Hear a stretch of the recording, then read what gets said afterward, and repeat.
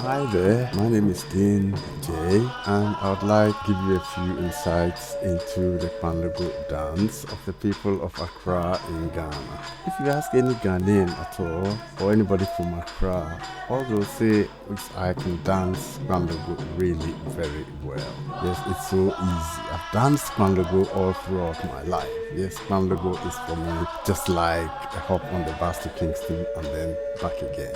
Yes, but Mr. Theophilus Naughty, also known as Mensa Tuaka, thinks otherwise.